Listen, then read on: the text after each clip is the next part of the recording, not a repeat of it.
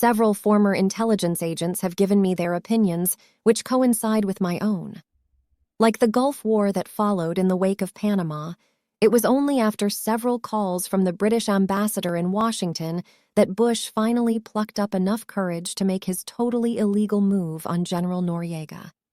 That he was supported by the British press and the New York Times, a British intelligence-run newspaper, speaks volumes.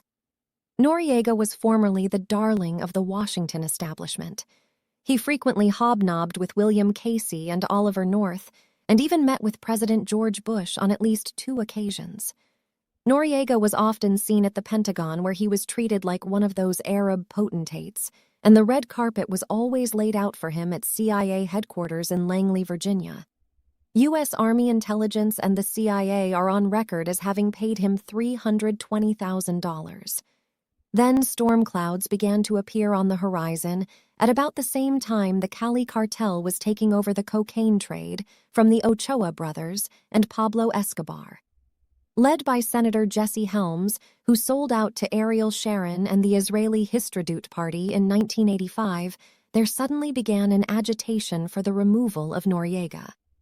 Jesse Helms and those of a like mind were backed up by Simon Hirsch, a British intelligence agent working for the New York Times, which has been a British intelligence mouthpiece in the U.S. since the time that M16 boss Sir William Stevenson occupied the RCA building in New York.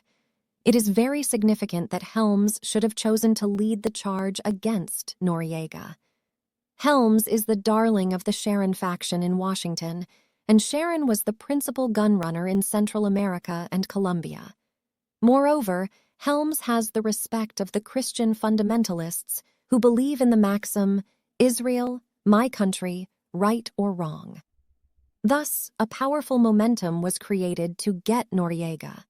It is evident that Noriega could well prove a serious impediment to the international drug merchants and their committee of 300 bankers, so he had to be removed before he could do some significant damage. Bush was pressured by his British masters to conduct an illegal search and seizure operation in Panama that resulted in the deaths of no less than 7,000 Panamanians and wanton destruction of property. Nothing to implicate Noriega as a drug dealer was ever found, so he was kidnapped and brought to the U.S. in one of the most blatant examples of international brigandry in history. This illegal action probably best meets the Bush philosophy. The moral dimensions of American, read British Royal Family Committee of 300, foreign policy require us to chart a moral course through a world of lesser evils. That's the real world, not black and white, very few absolutes. It was a lesser evil to kidnap Noriega rather than have him upend the banks in Panama working for the Committee of 300. The Noriega case is a prototype of monstrous one-world government actions waiting in the wings.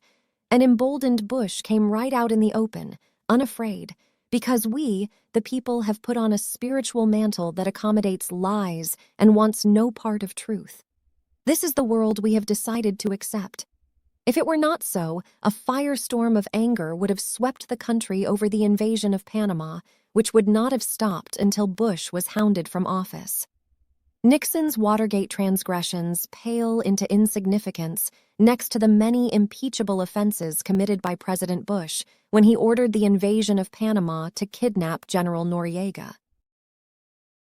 The government case against Noriega is based upon perjured testimony by a group of big men, for the most part, already convicted and lying through their individual and collective teeth to gel their own sentences lightened.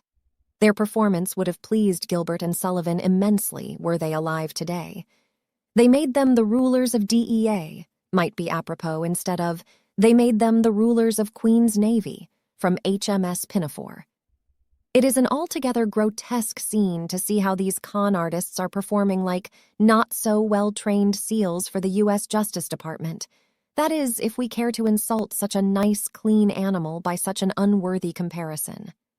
Key dates conflict wildly. Key details are altogether conspicuous by their absence. Lapses of memory on crucial points all add up to the obvious fact that the government has no case against Noriega, but that does not matter. The Royal Institute for International Affairs, RIIA, says, convict him anyway, and that is what poor Noriega can expect. One of the Justice Department's star witnesses is one Floyd Carlton Cacares, a former pilot for the Ochoa brothers. Following his arrest in 1986, Carlton tried to ease his position at the expense of Noriega. He told his DEA interrogators that the Ochoa brothers had paid Noriega $600,000 to allow 3 planes loaded with cocaine to land and refuel in Panama. But once in court in Miami, it soon became apparent that what was billed as the star witness for the prosecution was at best damp squib. Under cross-examination, the true story emerged. Far from being paid to allow the flights, Noriega wasn't even approached by the Ochoas. Worse yet, in December of 1983, Noriega had ordered that all flights to Panama from Medellin be refused permission to land in Panama. Carlton is not the only discredited witness. One who is even a sorrier liar than Carlton is Carlos Lader, who was a kingpin in the Medellin cartel until he was arrested in Spain and sent to the U.S. Who gave the DEA the most vital information that Lader was in Madrid? The DEA reluctantly concedes that they owe this important catch to Noriega. Now, however, the Justice Department is using Lader as a witness against Noriega. If nothing else, this single witness demonstrates the wretchedness of the United States government's case against Manuel Noriega. In return for services rendered, Lader has been granted an easing of his sentence and far nicer quarters, a room with a view and television, and his family was given permanent residence in the U.S. Robert Merkel, a former U.S. attorney who prosecuted Lader in 1988, told the Washington Post, "I don't think the government should be in the business of dealing with Carlos Lader, period. This guy is a liar from beginning to end." The Justice Department, purely a name which bears no resemblance to what it is supposed to stand for, has pulled out all its dirty tricks against Noriega, illegally wiretapping his conversations with his lawyer, appointing a government lawyer to pretend he was serving Noriega but who quit in the middle of everything, freezing his bank accounts so that Noriega is unable to conduct a proper defense, kidnapping, illegal search and seizure. You name it, the government has broken more laws than Noriega has ever done, if indeed he has broken any laws at all. It is the U.S. Justice Department that is on trial tenfold more than General Noriega. The Noriega case shows the glaringly evil system that passes for justice in this country. The U.S. war on drugs is on trial, as is the Bush administration's so-called drug policy. The Noriega trial, although it will end in a violent and flagrant rape of justice, will nevertheless offer some compensation to those who are not blind, deaf, and dumb. It proves for once and for all that Britain is in charge of our government, and it will reveal the utterly bankrupt ideology of the Bush administration, which ought to have as its motto, "No matter what, the end always justifies the means." There are very few moral absolutes. Like the majority of politicians, for Bush to have a standard of absolute morality would be suicidal. Only in this climate could we have allowed President Bush to violate at least 6 United States laws and dozens of international agreements in going to war against Iraq. What we are witnessing in Colombia and Washington is a complete revision of how the cocaine trade is to be run. No more wild stuff, no more blazing guns. Let the gentlemen of the Cali cartel in pinstripe suits conduct the business in a gentlemanly way. In short, the Committee of 300 has taken a direct hand in the cocaine trade, which henceforth will go as smoothly as the heroin trade. The new government of Colombia is geared to the change in tactics and direction.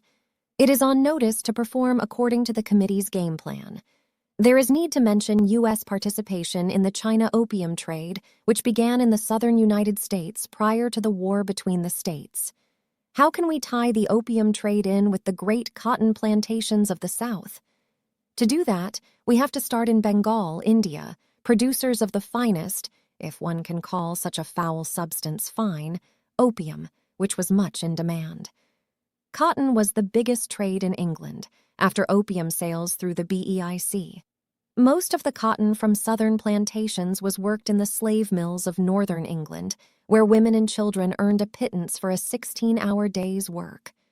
The cloth mills were owned by the wealthy socialites in London, the Barings, Palmerstons, Keswicks, and most of all the Jardine Mathesons who owned the Blue Star shipping line on which the finished cotton cloth goods were shipped to India. They could care less about the hapless conditions endured by Her Majesty's subject. After all, that is what they were for, and their husbands and sons were useful for fighting wars to preserve Her Majesty's far-flung empire as they had done for centuries, and latterly, in the Bloody Boer War. That was British tradition, wasn't it? Cotton cloth finished goods exported to India undercut and destroyed the long-standing Indian producers of cotton finished goods trade. Terrible privation was endured by thousands of Indians thrown out of work as a result of cheaper British goods taking over their markets. India then became utterly dependent upon Britain to earn enough currency to pay for its railroads and finished cotton goods imports. There was only one solution to India's economic woes: produce more opium and sell it for less to the British East India Company. This was the rock upon which British trade grew and flourished. Without its opium trade, Britain would have been as bankrupt. Did the southern plantation owners know about the ugly secret of opium for cotton goods? It is unlikely that some of them didn't know what was going on. Take, for instance, the Sutherland family, one of the largest cotton plantation owners in the South. The Sutherlands were closely related to the Matheson family, Jardine Matheson, who in turn had as their business partners the Baring brothers, founders of the famous Peninsular and Orient Navigation Line, P&O, the largest of Britain's many merchant shipping lines. The Barings were big investors in southern plantations, as they were in the U.S. clipper ships, which plowed through the seas between Chinese ports and all the important ports along the eastern seaboard of the United States. Today, the Barings run a number of very substantial financial operations in the United States. All of those names mentioned were, and their descendants still are, members of the Committee of 300. The majority of families who go to make up the Eastern liberal establishment, among whom are the wealthiest to be found in this country, derived their fortunes from either the cotton trade or the opium trade, and in some instances from both. Of these, the Lehmans are an outstanding example. When it comes to fortunes made solely from the China opium trade, the first names that come to mind are the Astors and the Delanos. President Franklin D. Roosevelt's wife was a Delano. John Jacob Astor made a huge fortune out of the China opium trade, and then he went respectable by buying up large tracts of Manhattan real estate with his dirty money. During his lifetime, Astor played a big role in the Committee of 300 SC deliberations. In fact, it was the Committee of 300 who chose who would be allowed to participate in the fabulously lucrative China opium trade through its monopolist BIC, and the beneficiaries of their largesse remained forever wedded to the Committee of 300. That is why, as we shall discover, most real estate in Manhattan belongs to various committee members, even as it has since the days when Astor began buying it up. With the benefit of access to records that would be closed to others outside of British intelligence, I discovered that Astor had long been an asset of British intelligence in the United States. Astor's financing of Aaron Burr, the murderer of Alexander Hamilton, proves the point beyond any reasonable doubt. John Jacob Astor's son, Waldorf Astor, had the additional honor bestowed upon him of being appointed to the Royal Institute for International Affairs, RIA, through which organization the Committee of 300 controls every facet of our lives in the United States. The Astor family is believed to have selected Owen Lattimore to carry on their association with the opium trade, which he did through the Laura Spelman-funded Institute for Pacific Relations, IPR. It was the IPR that oversaw China's entry into the opium trade as an equal partner and not merely as a supplier. It was IPR that paved the way for the Japanese attack on Pearl Harbor. Attempts to turn the Japanese into opium addicts met with dismal failure. By the turn of the century, the oligarchical plutocrats of Britain were like overgorged vultures on the Serengeti Plain at the time of the annual Wildebeest March. Their income from the China opium trade exceeded David Rockefeller's income by several $billion per annum. Historic records made available to me in the British Museum in London and from India Office and other sources former colleagues in well-placed positions, proves this completely. By 1905, the Chinese government, deeply concerned about the rise in the number of opium addicts in China, tried to get help from the international community. Britain pretended to cooperate, but made no move whatsoever to abide by the 1905 protocols it had signed. Later, Her Majesty's government did an about-face after showing China that it was better to join them in the opium business rather than to try and end it. Even the Hague Convention was scoffed at by the British. Delegates to the convention had agreed that Britain must abide by the protocols it had signed, which was to drastically reduce the amount of opium sold in China and elsewhere. The British, while paying lip service, had no intention of giving up their trade in human misery, which included the so-called pig trade. Their servant, President George Bush, in prosecution of the cruel war of genocide waged against the Iraqi nation solely for and on behalf of British interests, likewise showed his contempt by flouting the Hague Agreement on aerial bombardment and a whole slew of international conventions to which the U.S. is a signatory, including all of the Geneva Conventions. When evidence was produced 2 years later, notably by the Japanese, who were growing very concerned about British smuggling of opium into their country, that opium sales had increased instead of decreased, then Her Majesty's delegate to the Fifth Hague Convention produced a set of statistics which were at variance with those provided by Japan. The British delegate turned the tables by saying that it made a very strong case for legalizing the sale of opium, which would have the effect of doing away with what he called the black market. He suggested on behalf of Her Majesty's government that the Japanese government would then have a monopoly and full control of the trade. This is precisely the same argument being advanced by the front men for the Bronfmans and other big-time dope dealers. Legalize cocaine, marijuana, and heroin. Let the U.S. government have the monopoly and thereby stop wasting billions on the phony war on drugs and save the taxpayers billions of dollars. In the period of 1791 to 1894, the number of licensed opium dens in the Shanghai International Settlement rose from 87 to 663. Opium flowing into the United States was also stepped up.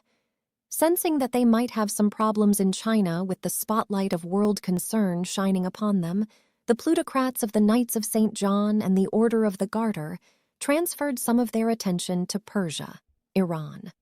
Lord Inchcape, who founded the biggest steamship company in the world at the turn of the 19th century, the legendary Peninsula and Orient Steam Navigation Company, was the principal mover and shaker in establishing the Hong Kong and Shanghai Bank, which remains the largest and least controlled clearinghouse bank for the opium trade, which also financed the pig trade with the United States. The British had set up a scam whereby Chinese coolies were sent to the U.S. as so-called indentured laborers. The rapacious Harriman family's railroad needed coolies to push the rail connection westward to the California coast, or so they said. Strangely enough, very few Negroes were given the manual labor jobs they were used to at that time and could have done a better job than the emaciated opium addicts who arrived from China. The problem was that there was no market for opium among the Negroes, and moreover, Lord Inchcape, son of the founder of P&O, needed the coolies to smuggle in thousands of pounds of raw opium into North America, something the Negroes could not do. It was the same Lord Inchcape who in 1923 warned that there must be no diminishing of opium poppy cultivation in Bengal. This most important source of revenue must be safeguarded, he told the commission allegedly investigating the production of opium gum in India. By 1846, some 120,000 coolies had already arrived in the U.S. to work on Harriman's railroad pushing westward. The pig trade was in full profitable swing because of this number. It was estimated by the U.S. government 115,000 were opium addicts. Once the railroad was finished, the Chinese did not go back to where they came from, but settled in San Francisco, Los Angeles, Vancouver, and Portland. They created a huge culture problem that has never ceased to exist. It is interesting to note that Cecil John Rhodes, a committee of 300 members who fronted for the Rothschilds in South Africa, followed the Inchcape pattern, bringing hundreds of thousands of Indian coolies to work on the sugarcane plantations in Natal province. Among them was Mahatma Gandhi, a communist agitator and troublemaker. Like the Chinese coolies, they were not returned to their country of origin once their contracts expired. They, too, went on to create a massive social program, and their descendants became lawyers who spearheaded the drive to infiltrate the government on behalf of the Africa National Congress. By 1875, the Chinese coolies operating out of San Francisco had set up an opium supply ring that resulted in 129,000 American opium addicts. What with the known 115,000 Chinese addicts, Lord Inchcape and his family were raking in hundreds of thousands of dollars a year from this source alone, which, in terms of today's dollar, would represent at least a $100 million income every year.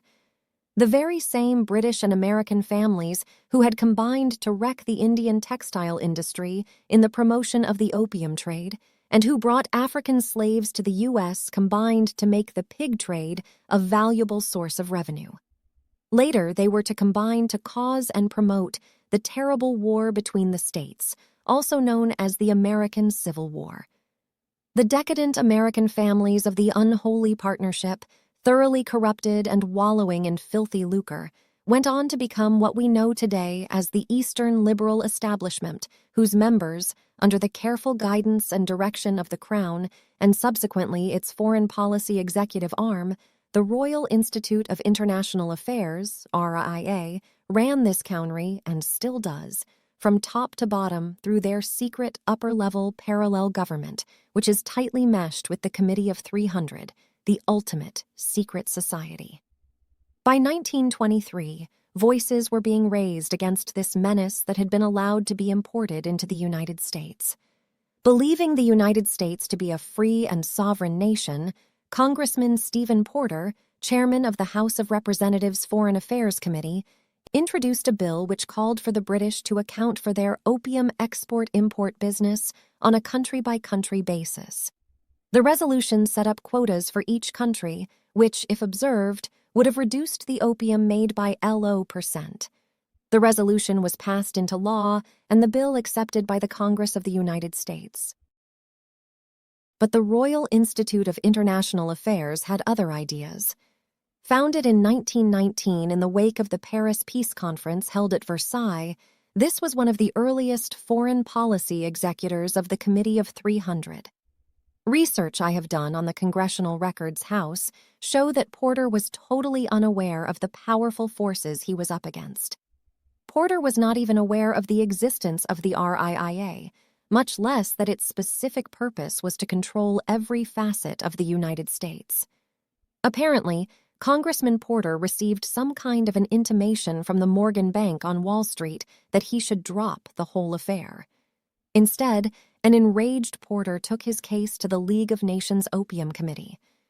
Porter's total unawareness of who he was up against is demonstrated in some of his correspondence to colleagues on the House Foreign Affairs Committee in response to open British opposition to his proposals.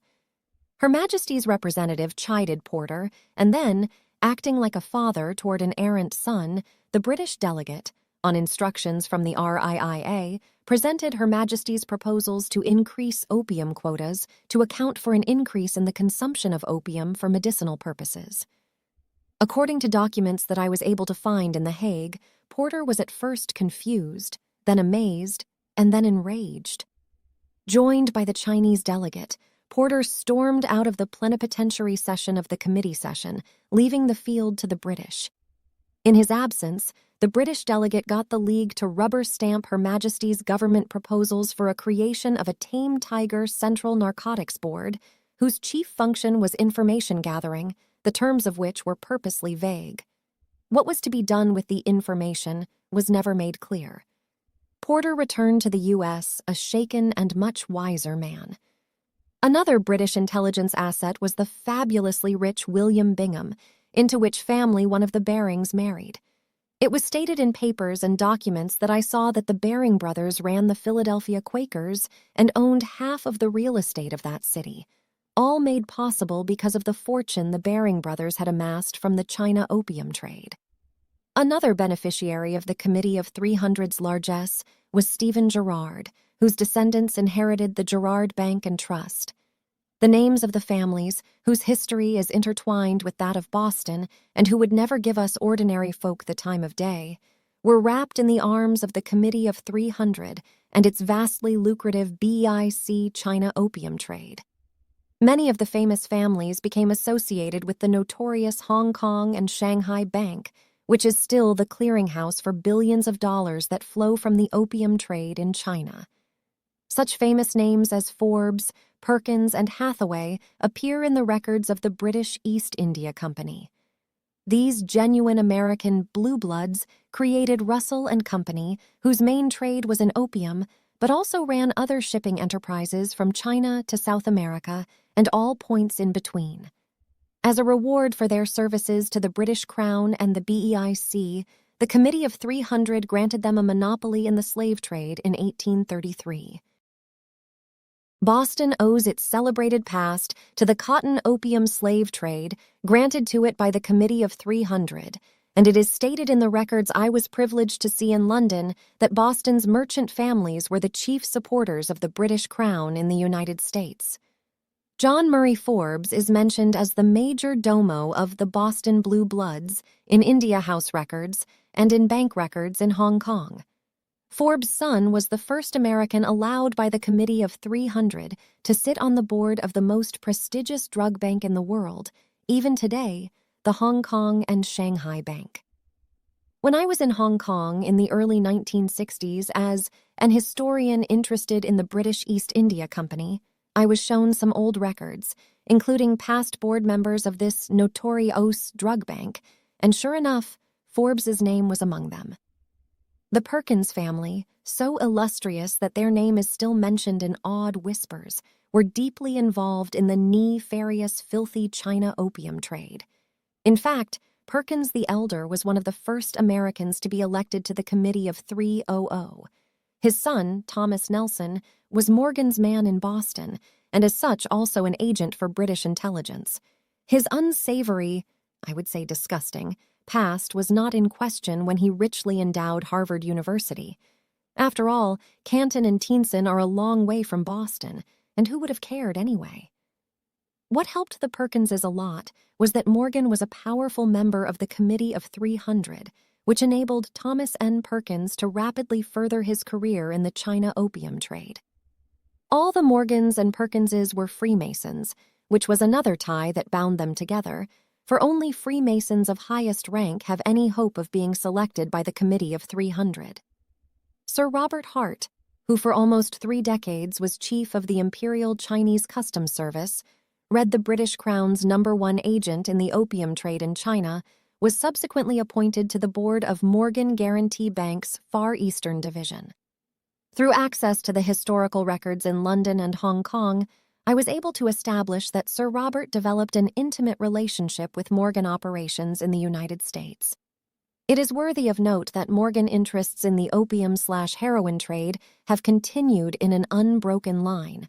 Witness the fact that David Newbigging is on the advisory board of Morgan's Hong Kong operation run in conjunction with Jardine Matheson. To those who know Hong Kong, the name of Newbigging will be familiar as the most powerful name in Hong Kong.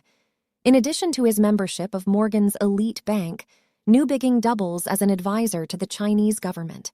Opium for missile technology, opium for gold, opium for high-tech computers, it is all the same to Newbigging. The way these banks, financial houses, trading companies, and the families who run them are intertwined would perplex Sherlock Holmes, yet somehow they must be unraveled and followed if we are to understand their connections with the drug trade and their membership in the Committee of 300. The 2-track entry into the United States of alcohol and drugs were products of the same stable occupied by the same thoroughbreds. First, prohibition had to be introduced into the United States. This was done by the British East India Company heirs, who, acting upon experience gained through the well-documented China Inland Mission records found in India House, set up the Women's Christian Temperance Union, supposedly to oppose consumption of alcohol in America. We say that history repeats itself, and in a sense, this is true. except that it repeats itself in an ever-upward spiral. Today, we find that some of the largest companies, allegedly polluting the earth, are the largest contributors of funds to the environmentalist movement. The big names send forth their message. Prince Philip is one of their heroes, yet his son Prince Charles owns 1 million acres of forested land in Wales, from which timber is regularly harvested. And in addition, Prince Charles is one of the largest owners of slum housing in London, where pollution thrives. In the case of those who railed against the evils of drink, we find they were financed by the Astors, the Rockefellers, the Spelmans, the Vanderbilts, and the Warburgs, who had a vested interest in the liquor trade.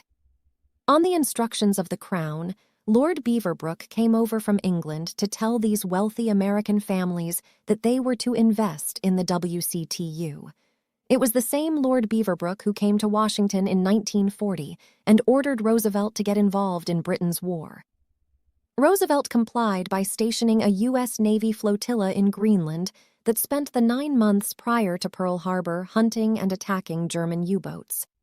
Like his successor, George Bush, Roosevelt thought the Congress a confounded nuisance, so, acting like a king, since he felt strongly since he is related to the British royal family, FDR never sought the permission of Congress for his illegal action.